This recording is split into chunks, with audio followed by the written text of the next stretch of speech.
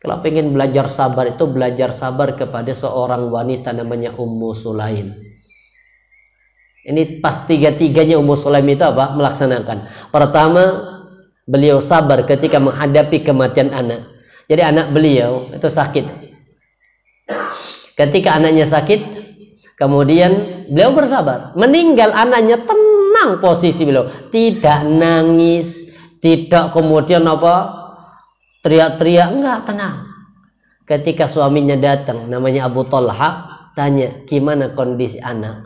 Alhamdulillah, anak kita sedang istirahat dengan tenang. Wah, subhanallah. Habis itu Abu Talha nggak ngecek karena sudah istirahat, biarkanlah, biar tenang istirahatnya. Akhirnya kemudian istrinya nyiapkan makan malam. Setelah nyiapkan makan malam, kemudian istrinya itu apa? Mandi, penampilan yang paling indah.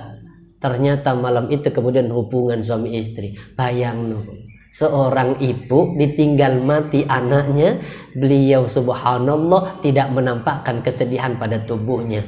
Ternyata suami itu masih biasa melayani suami. Kira-kira kalau ibu begitu bisa? Anak lo meninggal, belum diapa no anak itu lo bu.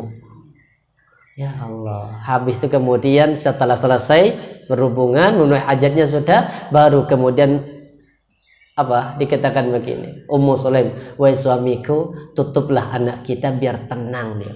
Akhirnya kan tetap kepala belum ditutup, jadi kayak orang tidur biasa. Akhirnya ketika suaminya mau nutup, ternyata mendapati sudah meninggal. Kecewa pada istrinya, kamu kok bohong?